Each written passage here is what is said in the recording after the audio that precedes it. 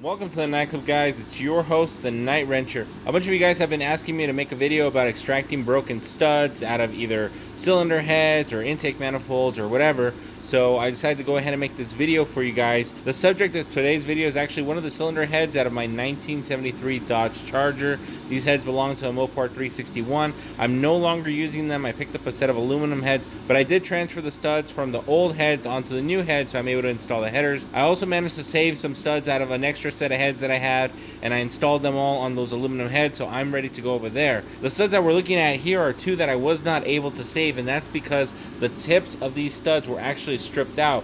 I don't remember if they were stripped out because I used the wrong nut when installing these, or if they were just really messed up from installing the headers. Either way, for the purpose of this video, I decided to go ahead and cut one of the studs completely off. I wasn't able to get it right up against the head because I didn't want to risk damaging it, but I got as close as I could. The method that we're going to be using to remove these today is actually by method of welding. So the welder that we're going to be using today is the Welder 205DS. You guys have been telling me over and over again in the comments that you guys love your welders, either the 205 or the 250 or 215, whatever. I'm not too familiar with them, but I managed to get my hands on one of them, and that's the welder we're going to be using. Typically I use my Omni Pro, but for the purpose of this video, and I wanted to show off this brand new welder, we're going to be using the welder. The wire that we're going to be using is 030, and that seems to be the smallest flux core wire that you can get at any typical hardware store. I know that you can buy 025, but that's kind of a specialty item. You can't really get it in stores. The Welder 205DS actually came set up for 030 from the factory, so it was just a matter of installing the 10-pound spool that I pulled out of my Omni Pro, and I installed it on the welder. Because we're going to be welding with flux core, I have the leads set up at DC electrode negative, which means that the ground clamp is actually on the positive side and the electrode, aka your gun, is actually on the negative side. DC electrode negative is actually the preferred method for flux core, so double check your welder and make sure those are the settings that you're using. If your machine is set up for flux core from the factory, then you shouldn't have to move anything, or if your machine isn't set up to run gas, then it should already be set up for flux core. In that case, you don't have to do anything, but it doesn't hurt to double check your settings before you actually start doing stuff. I mentioned earlier that I wasn't able to get the broken stud as close to the head as I would like, and that actually changes things quite a bit. So there's two big differences when talking about extracting a stud when you're welding. The first one would be if the stud is above the surface, and the other one is if the stud is below the surface. If you happen to be removing the stud and it breaks inside the hole, that is significantly more difficult to remove than something that's either flush, close to the top of the surface, or above the surface. What we have in front of us right now is a stud that's barely above the surface. So what I like to do with this, if there's not enough room to run any kind of pliers or anything, I go ahead and grab an old nut that I know I'm not going to need anymore, and I go ahead and surround the stud with this nut. As you can see, it doesn't actually grab to anything, it just free spins, but it's set up right up against the head with no gap. You really want to center the nut as best as you can. That way when you go to turn the nut to remove it, it exerts the same rotational force all the way around. If your nut is offset off the center, as soon as you start turning, you're going to be applying different strength to different parts of the nut depending on where you're holding it because of the offset center. And when you're applying different forces to the nut when it's off center, you have a higher chance of breaking that weld when trying to remove the stud. So whenever possible, try to center the nut as best as you can in order to increase your chances of success. Sometimes you have to repeat this process a couple times depending on how stuck or how deep the stud is. If it's a stud that was broken due to fatigue, then it's probably a little bit easier.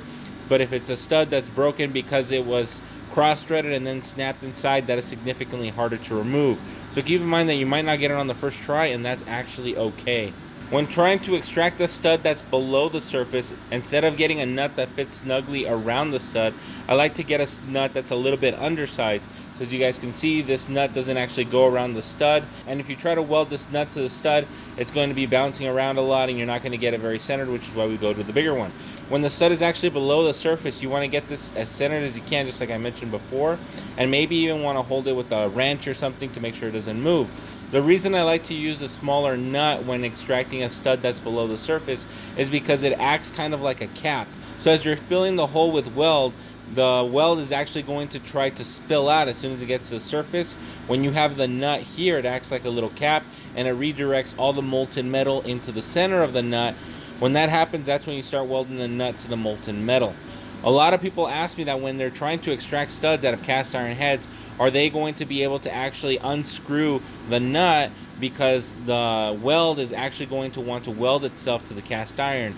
And that is kind of a hard question to answer. Typically, it will not stick. Cast iron is really hard to weld, and especially if you're using 030 wire and you're focusing specifically on the stud as you're coming up, it's a very low chance that the cast iron is going to weld itself to the molten pool, but it's not impossible. If you can get this thing hot enough, you will weld the cast iron to whatever you're trying to extract. And if the stud is really deep inside the hole, there are other tricks in order for you to get it out, and we can go ahead and talk about that in another video. Today we're going to go over the basic stuff you can do, and if that fails, I'll teach you guys another trick to remove an extracted stud. But for now, we're going to focus on what we have here. So as I said before, you're going to want to take this nut that's bigger than the stud and go ahead and lay it on there and have it sit flush up against the head. When you go to weld, you're going to want to go ahead and turn the settings up, because you're going to want this hot and you're going to want this fast. The whole point is to actually start welding in the dead center of the stud, and you're going to go and twirl inside of the nut in order to make sure that not only is the nut completely welded, but you've got every inch of whatever's available on the stud also welded to the nut.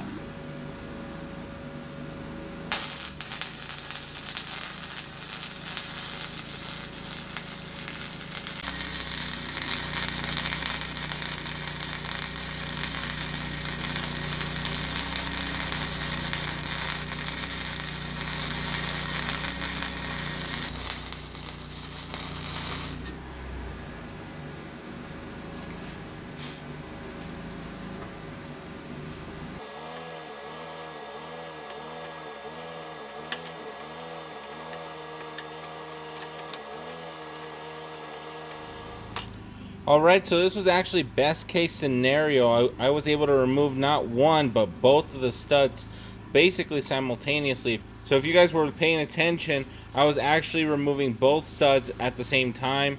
My camera seemed to have shut off while I was removing the first one, so I was like, well, let's do it again, and I decided to do both at the same time. So as you guys can see, we have two successful extractions. You see that the weld actually fills up this nut completely. There are no voids, there is no spatter, everything is good to go. And the reason for that is because we're actually welding with pretty high heat. We're going about 3/4 of max, and what happens when you have a really hot weld going on, you have very minimal spatter, and the spatter that does fly off doesn't tend to stick to anywhere else. So the fact that you can get a nice silky smooth weld like this one goes to show that the settings were pretty spot on. You see that the nut was still, for the most part, 100% intact, except for the top edge, where I went ahead and I just did another big circle to grab as much of the nut as I could. If you guys look at the threads on the bottom, they are still in perfect shape. One ended up getting a little hotter than the other one, but for the most part, where the threads actually work and go into the head, those are actually still in perfectly good shape. There is not a lot of penetration going on when you do something like this, because you're welding through the stud going this way, not trying to get through going that way. So if you look at the stud, it's about 1.5 inches, 1.25 inches. There's no way you're going to be able to melt through 1.25 inches worth of material. If you look at the side of the bolt, you only have to go through 1/2 inch and maybe even less of a bolt, which is significantly easier to weld through. So the fact that you're welding it through the top of the stud actually prevents you from burning all the way through into the head. And then once the initial weld starts, the rest of it is just a pool of weld sitting on top of weld. So it's weld on top of weld on top of weld.